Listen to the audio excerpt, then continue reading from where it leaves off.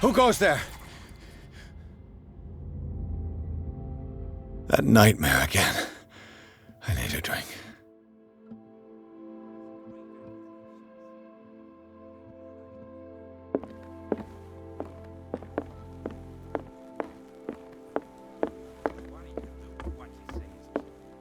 That is precise. You're awake, Mr. Pierce. How do you feel? Did I sleep long? The day is only starting. It's fine.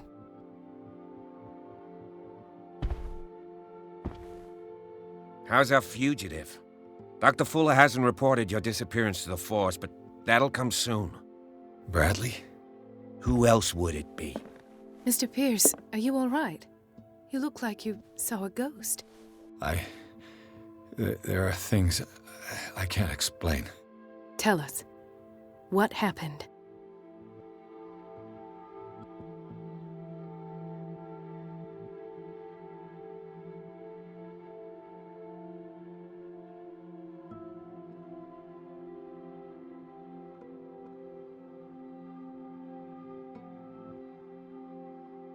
What I'm sure of now is that the Hawkins case isn't just an accident.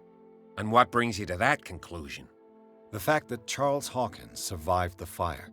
I don't understand. Mr. Hawkins was buried. That's what he would have you believe. I have a hard time believing you. You were there, Bradley. You even opened fire on him. I'd remember that. Why would he fake his own death? Do you think he covered up his wife's murder? That's possible. Seems hard to swallow. Don't you have anything more concrete, Pierce?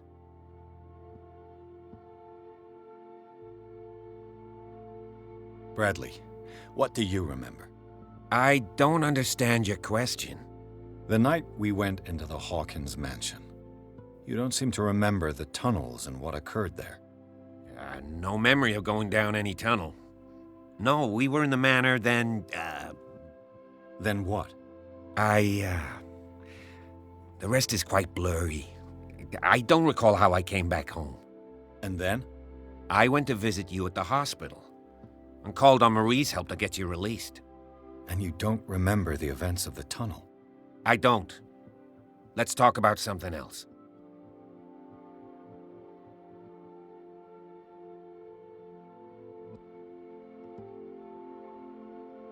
I have flashbacks.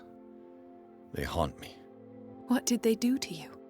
There was that Dr. Fuller and a nurse. Blood everywhere. My legs, the pain, I couldn't bear it. I was screaming. They injected me with something. I woke up at the Institute. Bradley was there. And how you scared us. You seemed demented. You likely woke up during the anesthesia. No wonder those memories haunt you. What in God's name were they doing to you? What happened afterwards? When I woke up the second time, I was in a padded cell. That's where you found me, Doctor. After you released me, I got a good look at what's in store for the patients of the Riverside Institute. Hallucinogenic gas pumped into the cells. An infernal machine, horrific medical experiments. Impossible. Dr. Fuller would never do such a thing. You should believe it, Ethan. What Mr. Pierce saw is precisely what I've been trying to prove. Did you discover anything else?